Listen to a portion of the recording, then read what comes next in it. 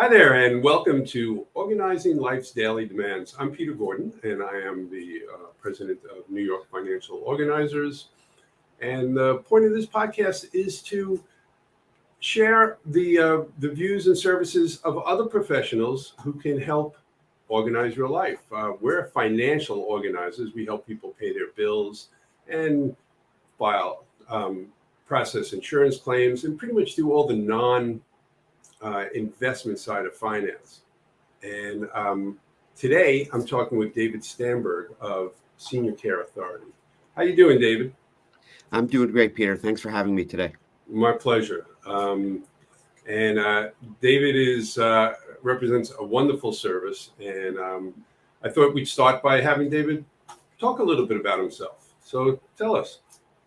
Thank you, Peter. Well, I've been in my business now for almost 19 months. I was actually in a different career for close to 35 years, and I had a revelation that it was time to make a change. And I was very fortunate that I found Senior Care Authority. Their DNA is my DNA, and I just love helping families and holding their hands from start to finish. We mostly help families find senior living options, and almost always our services to help are free. And when I think of, organizing, what you talked about earlier in terms of organizing your life, we help people stay organized because we take the stress, we take the brunt, we do the legwork when there's someone that's got to find senior living options for their, for a loved one that they may have that's ready to move on.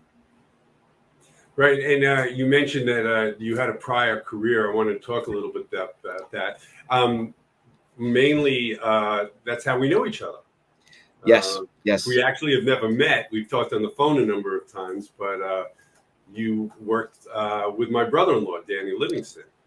Yes, I've known Dan now I've known him for at least 30 years. And he was, I could have called a number of people in the shoe business. That's the business I was in for 35 years. I grew up around the business. I was in the wholesale side of things like Dan, and it was time for me to, try something else. And so I chose a few people that I felt really should hear from me that I was leaving the industry and why I was leaving the industry. And before I can even finish what I was, my first words to Dan was, he just said, "You have to call Peter. You have to call my brother-in-law." And I think, Peter, you were probably the, second or third non-shoe person that I spoke to about, and non-family that I spoke to about my career change. And you showed me how the industry is very welcoming to those that are very willing and wanting to help seniors. And I do thank you for that, appreciate that. But that's how we met, through your brother-in-law, Dan, who I've known for quite some time from the shoe business. And I knew right from our first conversation that you were a great fit because of your empathy. It came through. And then we talked about potential ways of networking and meeting people, and you were right on target. So I knew it would be a good fit. And the other thing we share in common is this transition in careers. This is my third career, and it's not easy for people to shift and, as I say, pivot. I know it took me about 5 years to pivot and to transition into daily money management. So congratulations on that. It's not for everyone, as I say. Oh, thank you. When I spoke with someone about what we'll call senior placement, which is the essence of what I do, I remember telling my family members, my wife, my daughter, my mom, my various family members, and everyone said, "You'll be great at that." Because the way I used to sell, and Dan does it too. We sold footwear because our customers' best interests was what kept us in business. And when you're working with families, trying, and they're a lot of times they're in crisis, they need a calming voice and someone that can help guide them. And our guide, or what leads us to that, to guide them, is the fact that we care about them so much. We have to be empathetic, and we have to realize that we're talking about their family. We're talking about decisions that are, in some cases, worth lots of money based on how they have to spend to care for someone. So it really requires a hand-holding aspect and someone that you just can't do it frivolously. It requires a lot of attention. So you obviously researched your next move. Why did you choose Senior Care Authority? Well, I chose Senior Care Authority for a number of reasons, but if you talk to Senior Care Authority, the founder and the owner of Senior Care Authority, his name is Frank Sampson. I knew right away the company was for me, because not everybody, not franchising is not it for everybody. There's a lot of initial expense that goes on. Now, by franchising standards, to start Senior Care Authority, it wasn't as expensive. It's not like starting a Dunkin' Donuts or Right. something like that. So the costs were more minimal for one person, and you could have employees if you want, or you can be single operator if you want. But I knew right away it was a good fit for me because one of the first questions he asked me was, if not the first, you have a family? Yes, I have a family. Does your wife work? Yes, she works. Does your wife have benefits? Yes, she has benefits. And I knew immediately why he was asking. And he was basically prepared to say, FYI, if no one in your family has benefits, you need to understand what lies ahead of you if this is the career you want to go on. Right. Now, fortunately for me, my wife has a successful career, and we were able to make this change. My daughter's older, and it's not like I have little kids, because it does require to be successful working. I work just about every day, but part of it is because I love it. But I chose Senior Care Authority because of the way Frank is, the way the DNA, as I said earlier, of the company to hold a family's hand from start to finish is the priority. We just don't take a family's name and give it to a senior community and let them do all the work. We advocate for the family. We go on tours. Matter of fact, the minute I'm done with our talk today, I'm in my car going to meet a family down in Morris County. Um, but also, Senior Care Authority has a program called Beyond Driving with Dignity, which I believe was a true point of difference. So here I am coming into the senior world, and while you welcomed me and many people welcomed me, there still needed to be a point of difference, something that could Right. say, hey, why is David different than other people doing what he's doing? And Beyond Driving with Dignity caught a lot of attention, and I became a quick study and I guess an expert on it very fast, because I knew it was going to set me apart from the rest of the industry. Tell us about Beyond Driving with Dignity. Beyond Driving with Dignity is a program that Senior Care Authority now owns. It was created by a gentleman named Matt Gerwell. He's a retired state trooper from Ohio. And as he says it, he got tired of making the long walk back to his patrol car. It's one thing to make the walk to someone's living room to deliver some devastating news about a bad car accident, but it's the walk that he had to make after he delivered the news back to his patrol car. And he started to think about what some of the correlations were between lots of accidents, and he noticed correlations between seniors and driving, and understanding that the family dynamic was very difficult if adult children wanted to say, mom or dad shouldn't be driving. Absolutely. So he created this program, and it's the idea is that we want the senior to decide for themselves. That's where the dignity is. We want them to decide for themselves that they should, as we say, retire from driving.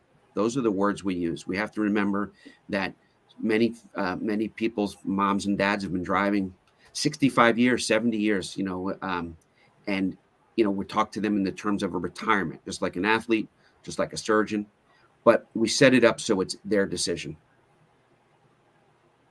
And what's the process? I mean, how does the program itself work? I'm curious. There's three legs to it. The most important leg is the one I've kind of been talking about now, where a family will call me in crisis. It usually starts out, we want to take mom's keys away, and right away we coach and say, we don't use that statement. That's a very aggressive statement to make. Tell me what's going on. Tell me what's going on with mom, with dad. Why, what's gone on? Have they gotten lost? Have they had accidents lately? What has a doctor told them? So we do an intake. Then once we're engaged, I'll go sit with the senior, usually by themselves, but if they want one of their loved ones there, an adult son, adult daughter, their spouse, quite all right. But we're there for about 2.5 hours, maybe 3. And we do what's called a learning conversation. The idea is for them to be comfortable with me. And we ask lots of questions. Plus, we do some exercises. We do not get behind the wheel.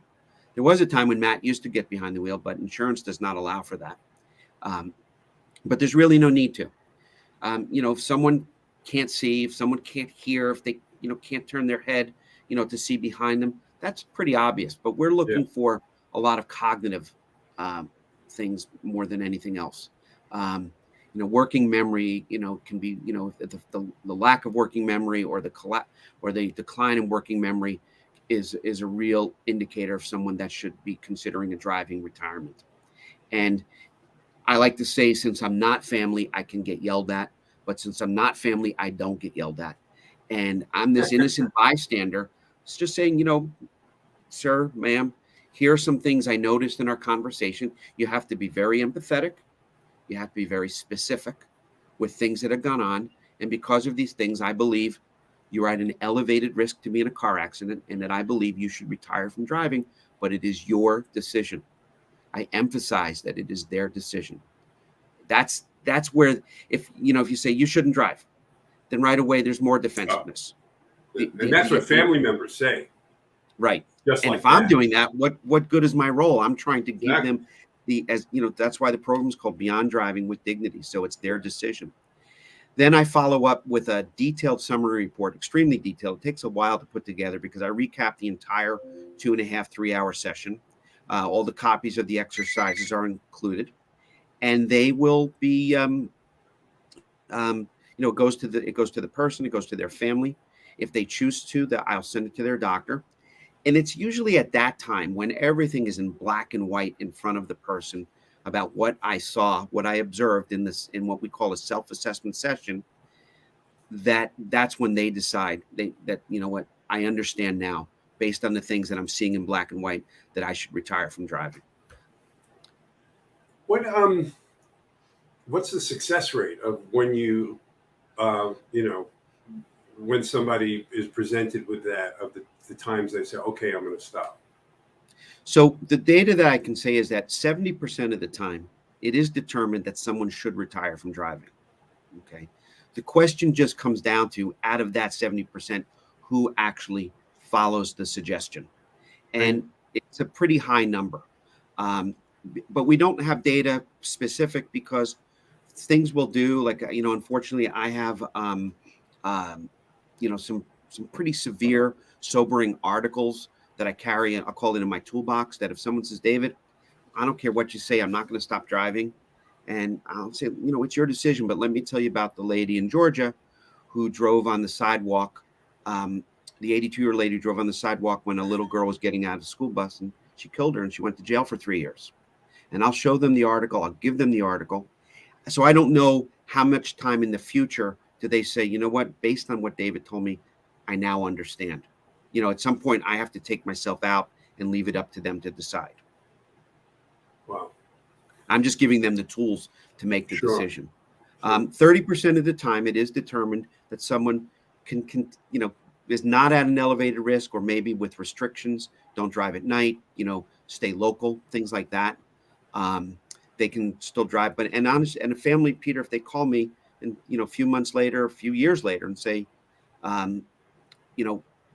you said that mom, as an example, could still drive, or she was not at an elevated risk to be in an accident.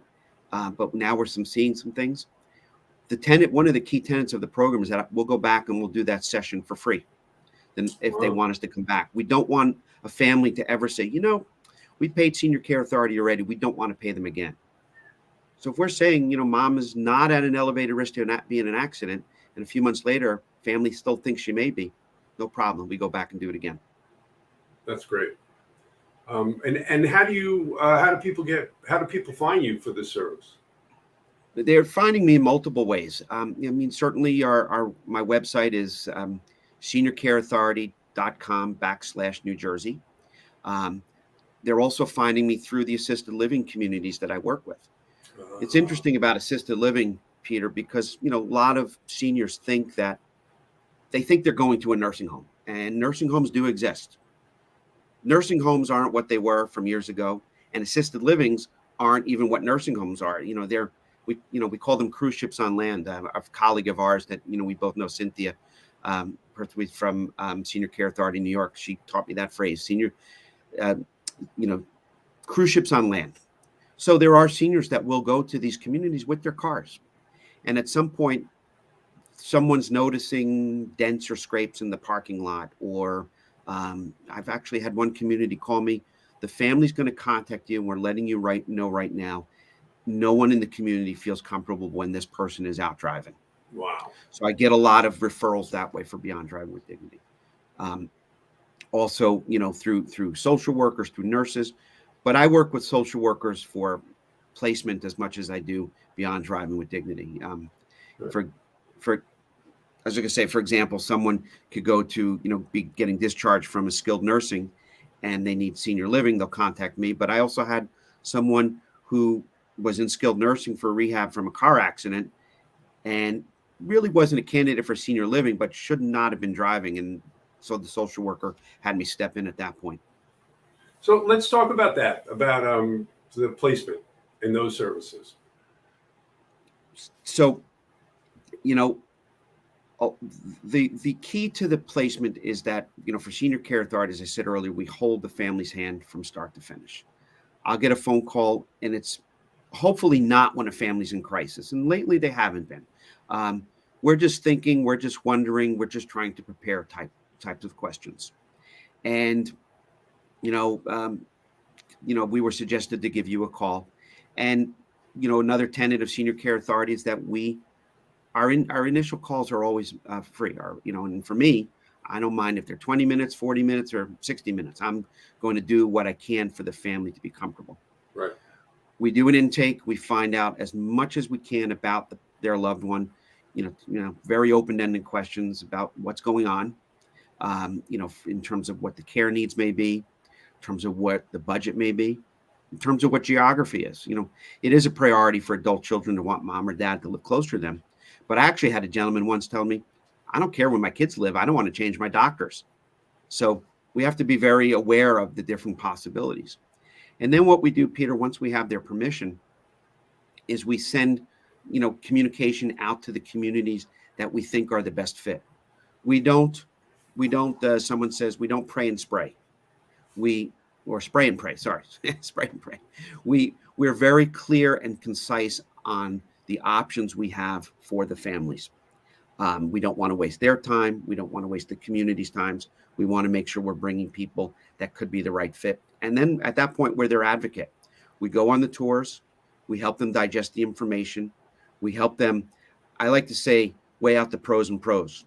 Because if I'm bringing people to places where we're talking about pros and cons, then maybe I shouldn't be bringing them to that community. And sometimes it's the littlest things that have a family choose one community over another. Such as? But the key to this service, Peter, is that it's a free service in almost all cases because my relationships are with the communities. No, but you said there's one little thing. Like what? You said there's usually one little thing. Yeah. I mean, it could be anything. I had one family, they couldn't decide from one community to another. And I literally just said, this one community is 10 minutes closer to where you live. Fine, we'll take that one.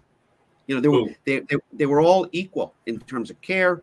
Prices were very similar. And so it wasn't, wasn't about anything except what's the deciding factor? One is closer than the other. Sure.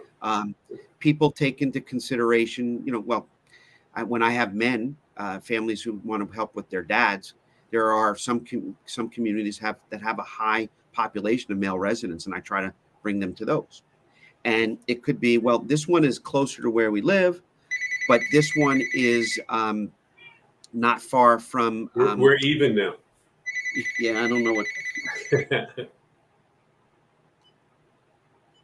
Sorry. No problem. Yeah, now we're even. Yeah, and of course, we're doing this when I'm the only one in the house, so no one's answering that line. I get my staff on that.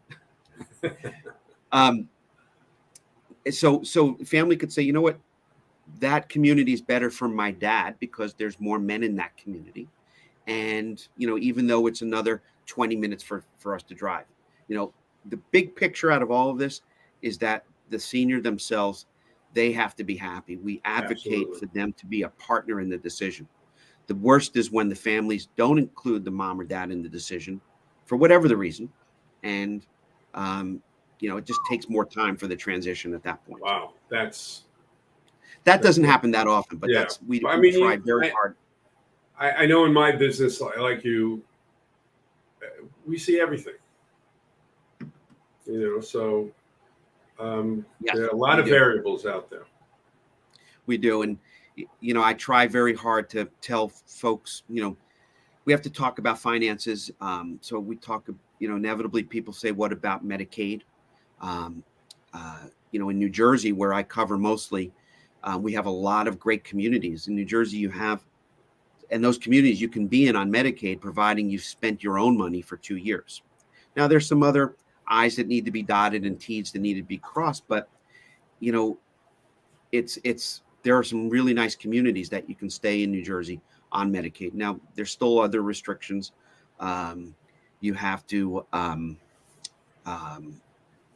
for example, you have to be prepared. There could be a room share set up. Right. That does exist, but you can do it in assisted living in New Jersey as opposed to other states that might have you just go right to a nursing home. Right. Yeah, no, it's tough. It's very tough. And, that segment of the population is growing, and there's going to be more and more needs, as we both know,